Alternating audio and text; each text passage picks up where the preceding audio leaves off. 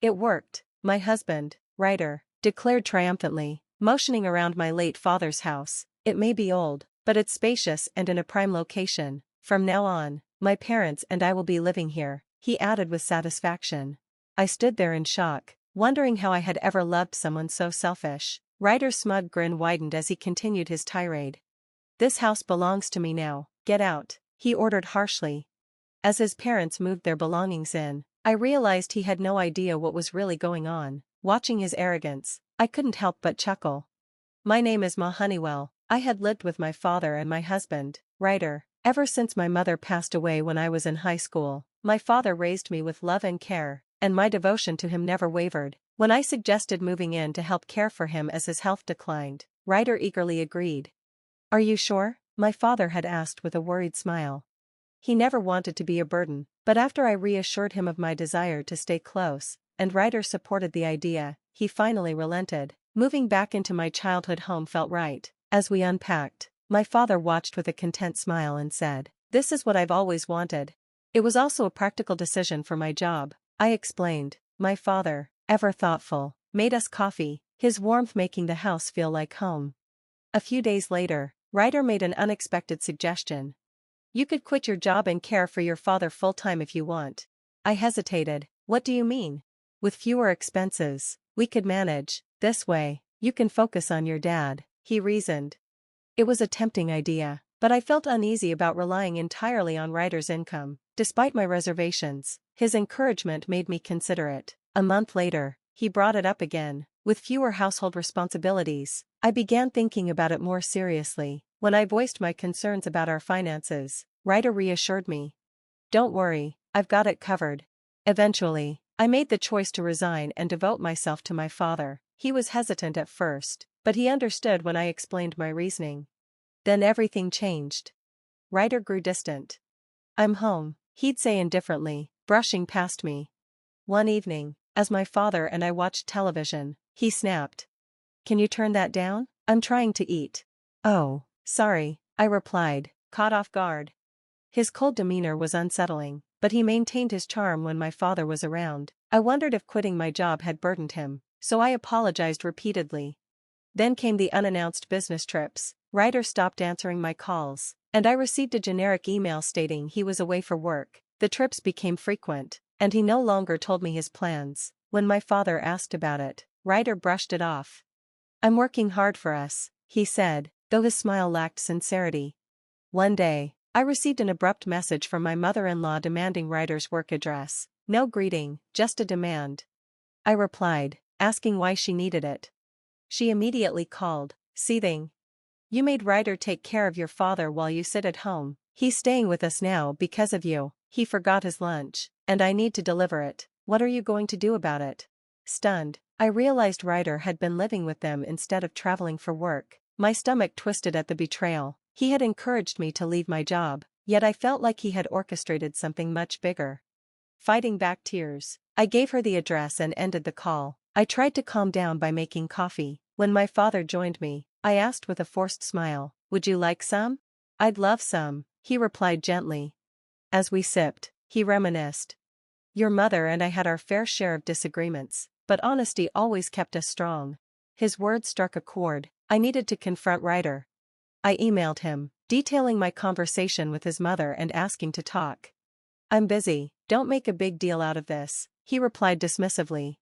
His apathy enraged me, but I composed myself. After that, Ryder stopped sending money for household expenses. My love for him withered, and divorce became a real consideration. However, I held off, not wanting to stress my father. I relied on my savings, until tragedy struck.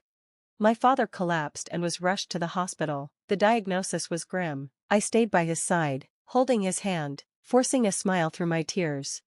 One evening, while gathering my belongings at home, I received a heartless message from Ryder. Since we're living separately, manage your own expenses, maybe use your father's pension. Furious, I hurled my phone. My love for Ryder was officially dead. Then, in the midst of my grief, I received an important letter. Though I set it aside, something told me it would change everything. My father's condition worsened, and I spent every moment with him. When he passed, I was by his side. The pain was unbearable, but his love stayed with me. with the help of relatives. The funeral went smoothly. Ryder and his family didn't show up, unsurprisingly. Days later, Ryder appeared at the house with luggage in hand. "It's been a while. Heard your father passed away," he said nonchalantly. Seeing him made my blood boil, but I remained composed. "What do you want?" I asked. "Is that any way to greet your husband?" He smirked. "Oh, and this? My parents' stuff. We're moving in." His arrogance was astounding. After abandoning me, after everything, he expected to take over my father's house? "You look speechless," he sneered.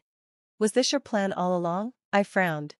"Plan?" He chuckled. "I knew living with your father was a trap, but if I had asked for a divorce, I wouldn't have gotten the house. So I played along, made you dependent and let you handle the old man. Now, the house is mine." I stared at him, then burst out laughing. "What's so funny?" he asked, confused. "This house was never yours to claim," I said, watching his smirk falter. His mother gasped. "What does she mean?" "Oh, Ryder," I continued sweetly, "you should be thanking me. I simply finalized the divorce you so clearly wanted." I responded calmly, feeling an immense sense of relief. Ironically, his mother's harassment had given me the perfect opportunity to secure the divorce I had long desired. Later, Ryder, now visibly anxious, asked, "Who gets the house?" I dismissed his concern, since our time living together had been brief, and my father had still owned the property at the time of our divorce. There was nothing to divide. "What about the savings?" he asked desperately. "Even the money you had before marriage should be split." "You have no legal claim to it," I replied, keeping my composure. His face turned pale. He tried to argue, but his words faltered. Though I was tempted to mock him, I simply walked away. I maintained my dignity. "This conversation is over," I said firmly. "Bringing your belongings into someone else's home without permission is trespassing. If you don't leave immediately, I'll call the police." At that, Ryder hurriedly gathered his things and left. I sprinkled salt at the entrance, bowed before my parents' portraits, and whispered, "This is the best decision. I'll grow stronger. Please watch over me." Thinking of my parents reunited in peace brought me comfort. Determined to move forward, I began job hunting. With a friend's recommendation, I quickly landed a position that suited my skills. A few days later, Ryder messaged me, "I'm sorry for being stubborn. I just wanted to start over, which is why I came back." I found his words ridiculous. I considered replying but ultimately ignored him. Still, Ryder continued sending poetic messages as if he were some hopeless romantic. I shared his texts with my colleagues, turning them into a source of humor for our editorial team. "Look, the melodramatic stalker is back," I joked. Despite the amusement, his persistence made me uncomfortable, so I continued to ignore him. One evening, my doorbell rang. Peeking through the peephole, I saw Ryder standing outside. Shocked by his audacity, I immediately called the police. "I know you're in there. I see your car. Please, just listen. I'm in real trouble," he pleaded. "My parents sold their house because we thought we'd move in here. I have nowhere else to go. Please help me." I felt no sympathy. Their assumption that this house would be theirs only highlighted their entitlement. The police arrived and convinced Ryder to leave, though he resisted until they forcibly escorted him away. After I blocked his Romeo-like emails, my in-laws started reaching out, first through phone calls, then emails. When I didn't respond, they became more desperate. "How can you ignore our struggles? We were family once. Isn't it cruel to be so indifferent? Because of you, we lost our home and are now stuck in a tiny apartment. Since you inherited your father's house, why not let us live there? You're financially stable, and we quit our jobs for this. Take responsibility." It was astonishing how blind they were to their own wrongdoing. At first, I ignored them, but eventually, I blocked them all. However, that wasn't enough.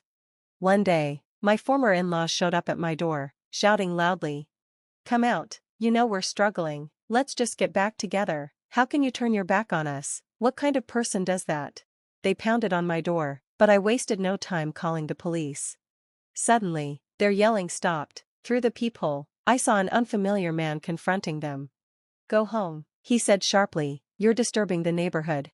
My former in-laws, taken aback by his unexpected intervention, demanded, "Who are you, her new boyfriend?" Unfazed, he stared at them coldly. "Your behavior is the issue. Look around, people are watching, you're causing a disturbance." As I peeked out, I saw curious neighbors gathering. The scene was embarrassing, but seeing my ex-family flustered was oddly satisfying. When the police arrived, one officer recognized Ryder and sighed, "It's you again?" My former in-laws turned bright red with embarrassment. "How much longer will you keep causing trouble? Get a grip," the officer scolded. I thanked him as they were escorted away. Watching my ex-family disappear brought me immense relief. Later that evening, my doorbell rang again. Cautiously, I checked the peephole and saw the same man. Hesitating, I opened the door slightly. With a warm smile, he said, "It's been a long time. You should have told me you moved back." I studied his face, feeling a vague sense of familiarity. "Don't tell me you've forgotten me," he teased, laughing. "It's been over 10 years. I'm Frank." Memories flooded back. Frankie, now I remember. Frank, my childhood friend from next door. We hadn't seen each other since changing schools. Finally remembered, huh? He teased. Laughing, I replied, "I moved back recently, so we're neighbors again. It's been so long. Thank you for earlier, it really meant a lot." "Don't mention it," Frank chuckled. We reminisced, and I confided in him about my recent struggles. He promised to be there for me, just as he had when we were kids. When I mentioned my father's passing, Frank expressed his condolences and offered to visit his memorial, recalling how kind my father had been. Having someone who shared my past was a true comfort.